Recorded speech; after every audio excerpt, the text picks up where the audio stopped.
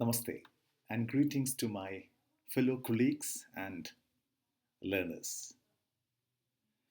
As I participate in this refresher program here at the MMTTC Kumawon University, I find myself in a state of profound gratitude.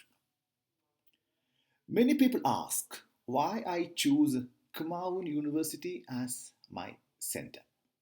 The answer lies in a text I have been teaching to my postgraduate fourth semester students, Jim Corbett's Man Eaters of Kumau. Teaching those stories of courage and empathy in a classroom is one thing, but standing on the very soil where those legends unfolds is quite another. Last Sunday, I had the incredible opportunity to visit the Jim Corbett's National Park. Seeing the dense forest and the winding Ramganga River, I realized that the Corbett's legend is not just part of history, it is the very soul of this region. Today, I want to share with you why Colonel Edward James Corbett remains a hero not just to hunters but to every conservationist and lover of India. Who was Jim Corbett? Born on July 25th, 1875, in Nainital, he was a third generation Irishman, but in his heart, he was a son of the Kumaon soil. He lived most of his life in Granny house with his sister Maggie, his lifelong companion. He did not marry. Corbett was a man of contradictions. He was a British colonel, yet he was most at home in the simple bush clothing of a Himalayan shikari. He was a man of 6 feet and a few inches with piercing blue eyes. Yet he was famously shy and unassuming.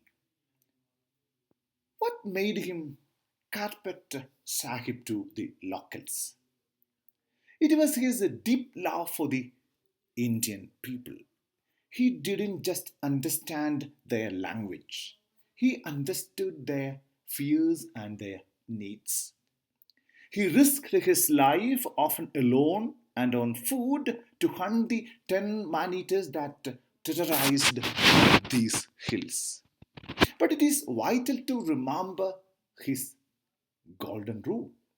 He never pulled the trigger on a tiger or leopard until he was absolutely certain the animal had turned into a man eater due to injury or old age. As scholars and teachers, we must look beyond the shikari persona. Corbett was arguably India's first true conservationist. As early as 1933, he helped to establish a bird sanctuary in Nainital.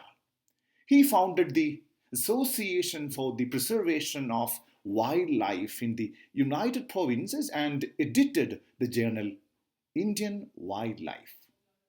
He, his transformation is best seen in his shift from the gun to the camera. After 1930, he realized that a hunting trophy is a symbol of death, but a photograph lasts forever.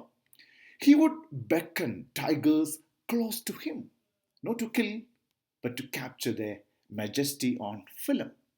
He played a pivotal role alongside Lord Malcolm Haley in establishing India's first national park in 1935. It was originally named Haley National Park, then Ramganga, and finally in 1957, 2 years after his death, it was renamed the Corbett National Park. It stands today as a living monument to his vision.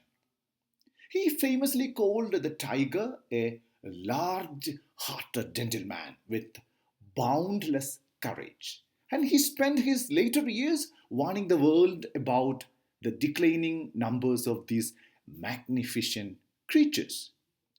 In the PG fourth semester syllabus, we analyze man eaters of Kumaon not just as adventure stories but as a record of human nature conflict.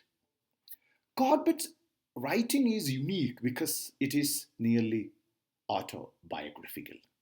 His books, like My India, show his deep empathy for the Indian people. He understood their needs and the sentiments.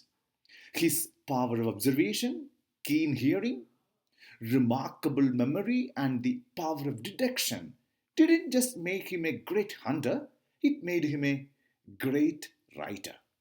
Even in his final days in Kenya, his mind was on the tigers of these hills. But here is what the textbook don't tell you something that I have noticed on my drive to the Jim Corbett National Park last Sunday. As you approach the park, Corbett's name is everywhere. It is on the signboards of the endless hotels and luxury resorts. It is on the menus of restaurants.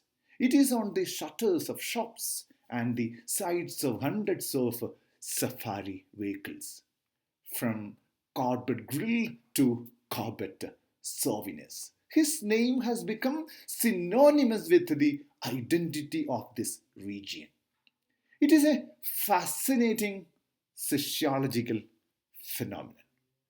In the 1920s, Corbett touched the lives of people by protecting them from predators. Today, nearly a century later, he is still touching their lives by providing them with a livelihood. He has transitioned from a historical figure into a legendary patron saint of the local economy. The Corbett name is a badge of pride for the locals. It prevents a it represents a bridge between the wild forest and human survival. He hasn't just stayed alive in books, he is alive in every jeep driver, every shop, and every guide who calls these hills home. Walking through the buffer zones, I felt the power of deduction and observation that Corbett often wrote about. I realized that as educators, we are like Corbett in a way.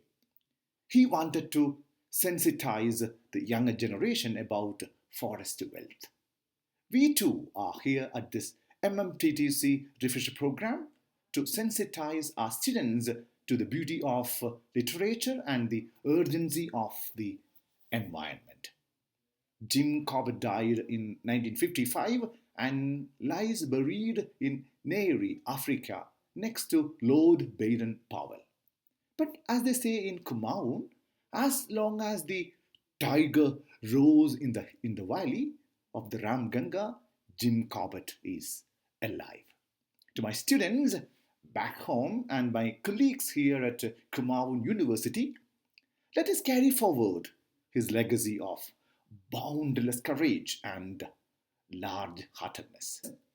Let us not just read his books, but live his philosophy of respect for all living things.